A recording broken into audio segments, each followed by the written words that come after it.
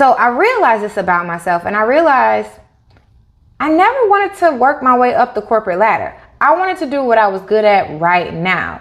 And in life, like I said, I have been able to do that as an entrepreneur and be successful making money at it. So if you ask me, you don't have to climb the corporate ladder in order to be yourself. You don't have to take bullshit jobs in order for you to work your way up to become anything that you want to be. I felt that one. The top 3 responses that I get when I ask, why do you want to leave corporate America, are that you want financial freedom, you want to own your own time, and you want to build a legacy for this generation and generations to come.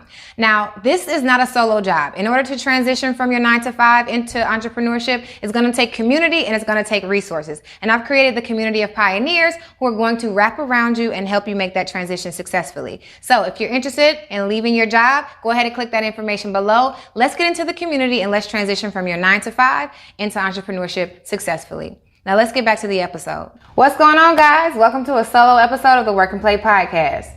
Can we have a real conversation today? I mean, like a real deal conversation.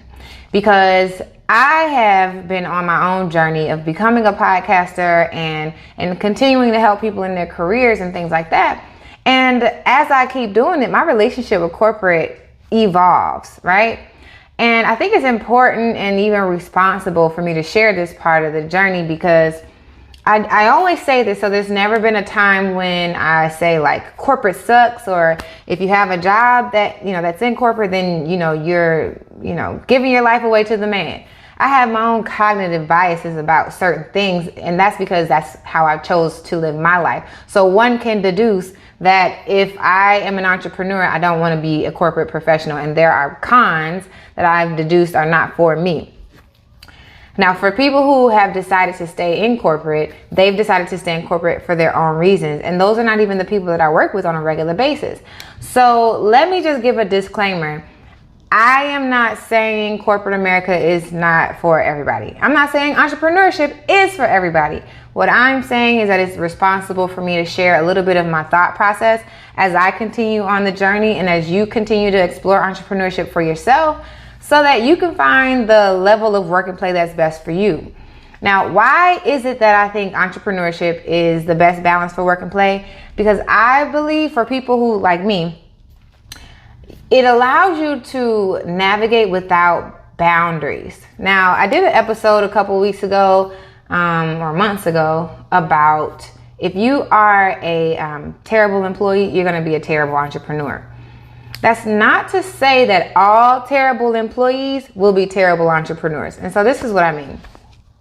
I had a conversation with a friend of mine, and she was just talking me through how she felt it's been like kind of working with me, talking with me. And one of the things that I've been very self-conscious about is hierarchy within the corporate space. So you guys know that I'm getting my master's in social work. So a part of that requires me to be in situations where I'm in a systematic environment. So I'm either in school or in an internship or at a GRA, and I have these structures where I have supervisors and I have expectations that I have to manage among multiple different people.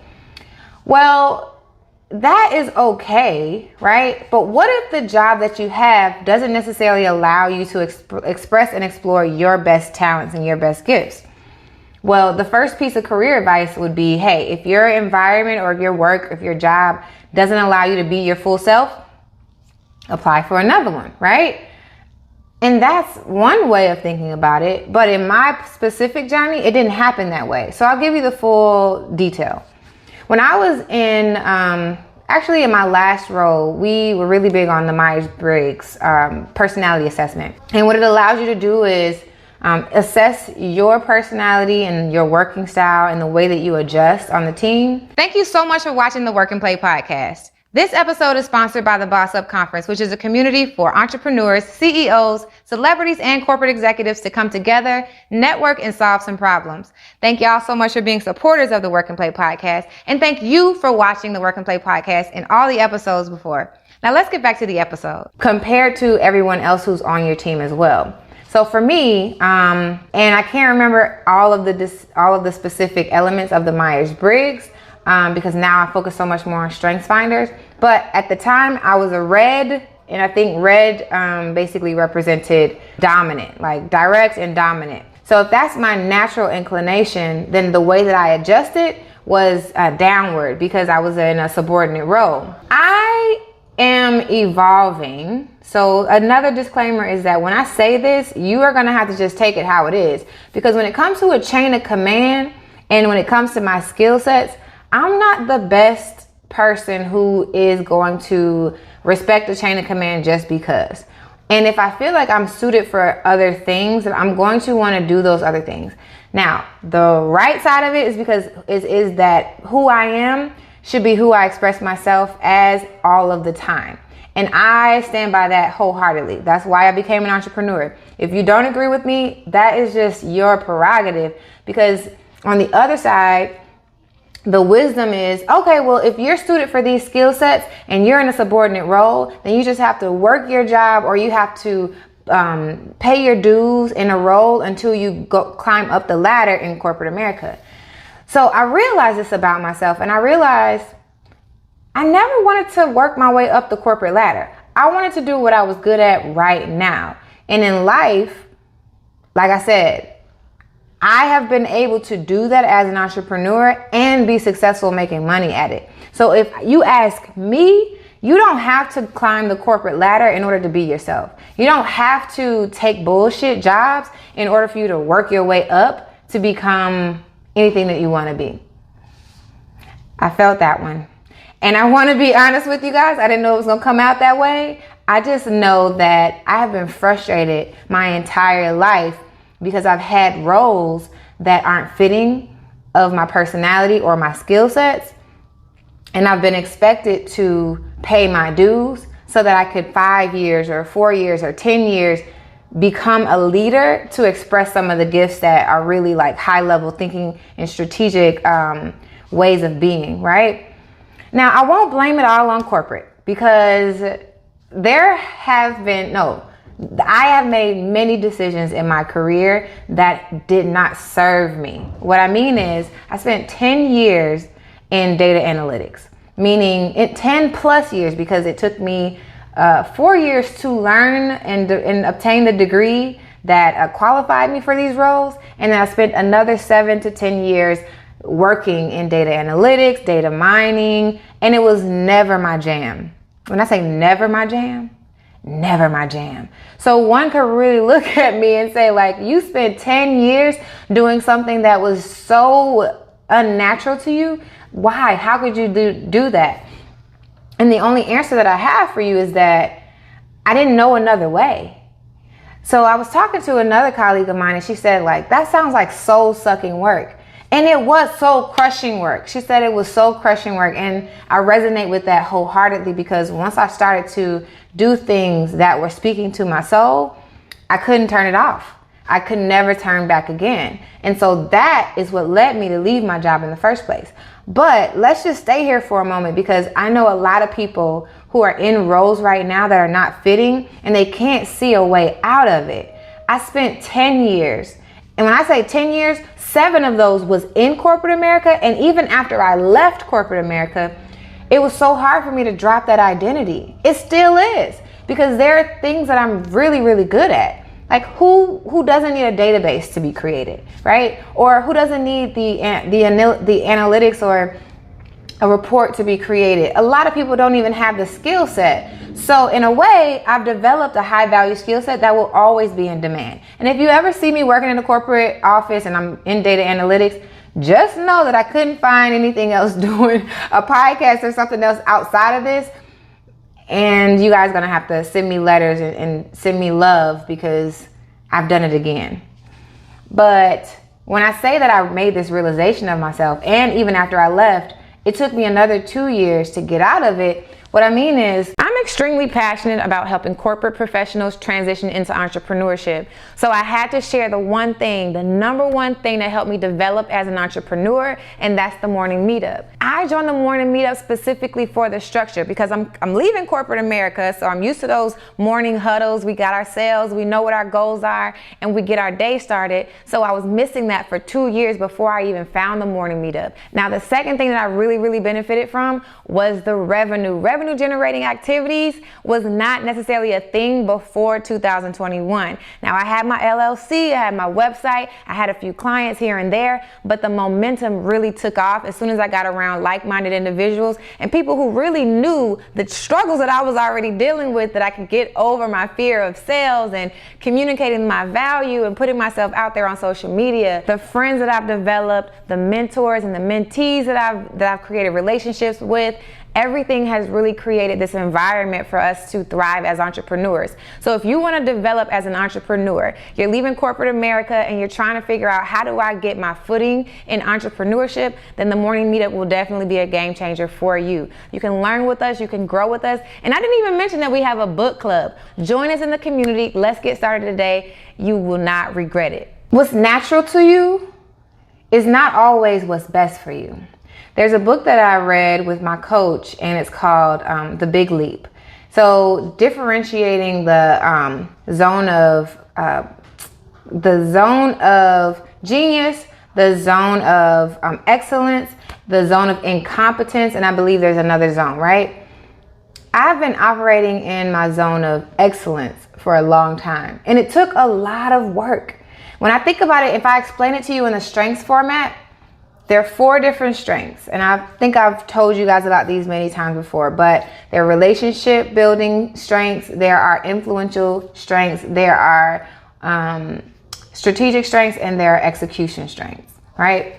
I've spent so much time in the strategic and execution bucket that it became a huge part of my identity. But when I quit, I vowed to myself that I was going to allow myself to explore these other parts of myself that I knew were there. One was singing, one was fitness, one was just being able to just be a personality. And I never really knew what that looked like or what that felt like, but trust me, at the time I never knew it would be a content creator because I wasn't even on Instagram that much when I was in corporate America. I used to look at people who did social media what is the whole cool thing about social media. I never thought that this would be a skill set of mine, but the thing about it is, whatever it is that you feel like is inside of you, there's a community and there's a tool, there's a resource that will allow you to really hone that gift and make it a skill.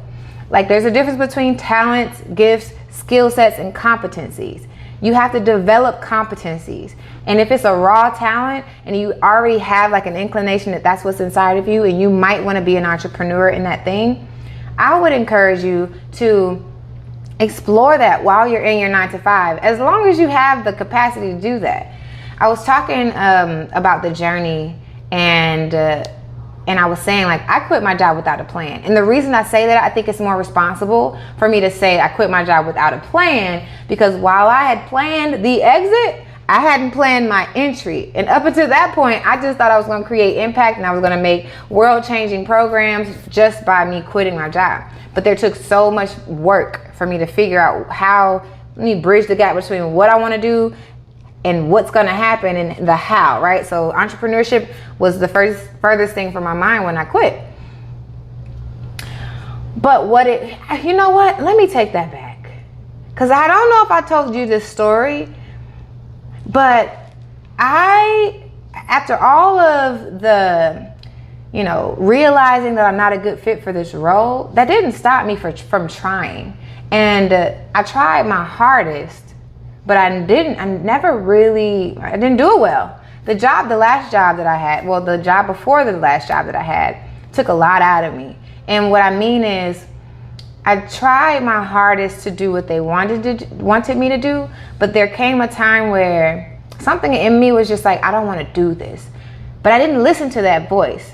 What I said was, no, you're going to do it. And I still did it, and I did it wrong. And I used to think I was so stupid because why can't I get this thing right? At the time, I never resonated with the thought, I don't even want to do this.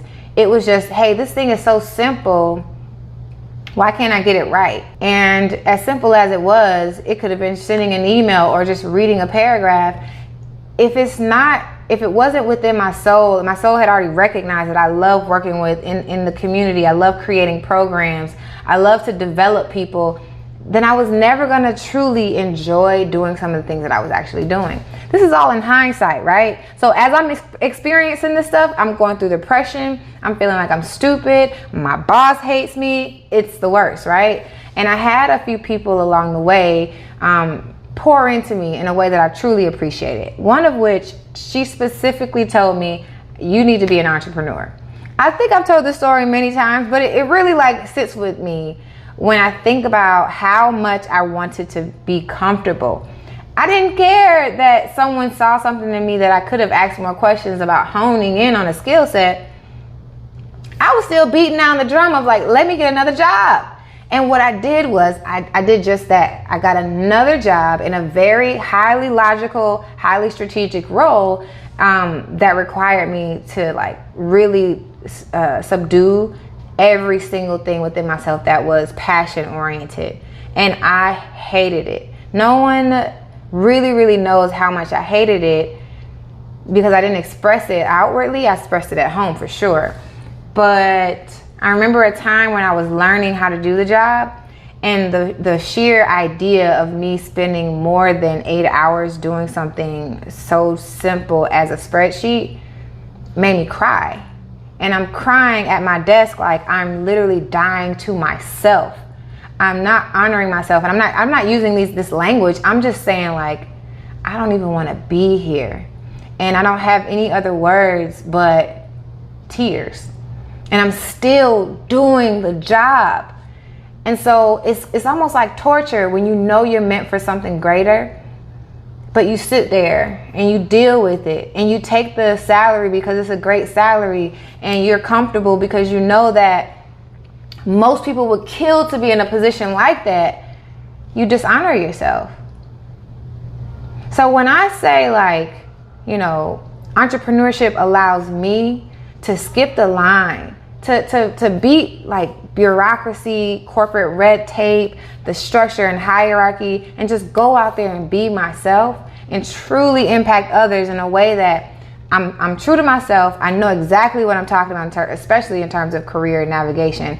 When it comes to self-exploration and learning more about human behavior, I love it. I can read books about it all day. I can help you guys understand what journey you're on. Man, I eat that stuff up all day.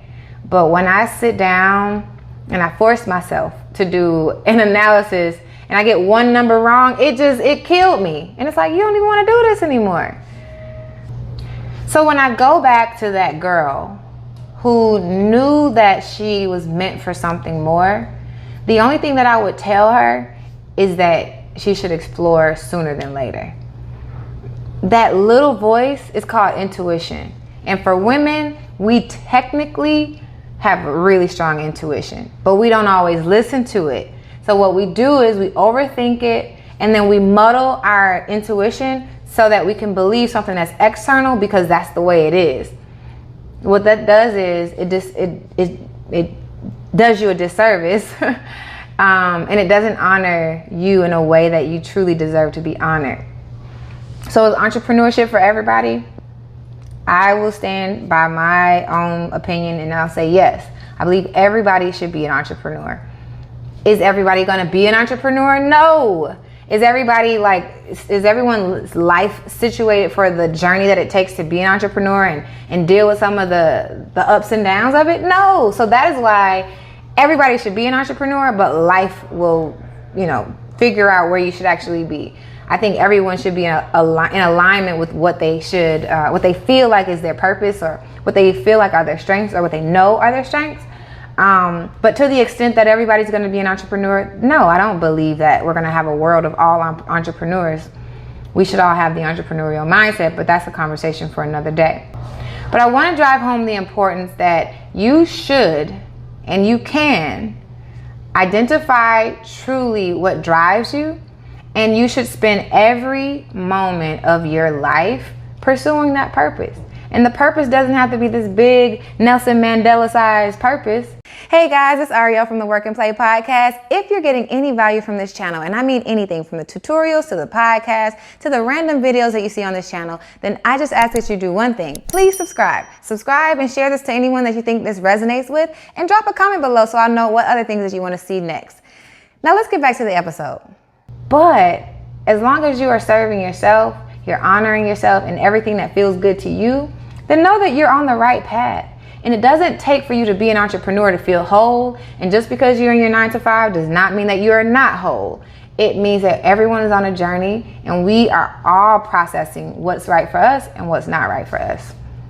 So today, I want you to think about little, small, tiny voices that are in your mind right now telling you you have it in you. What is it that you have inside of you? And what is it that you need to be exploring today that doesn't make you have to wait 2 years in order for you to get a role so that you can express a certain part of yourself? Listen, I got passionate about it again. I can't help it. I am against establishments that require that type of, delay on your greatness. But if you're living in your greatness, whether you're in your 9-to-5 or whether you're in your entrepreneurial endeavor, live it up. Do your thinking, do your thought exercises. These episodes this month have been amazing, and every single one of my guests reassures you that all you have to do is trust yourself, trust him or her, and live true to yourself.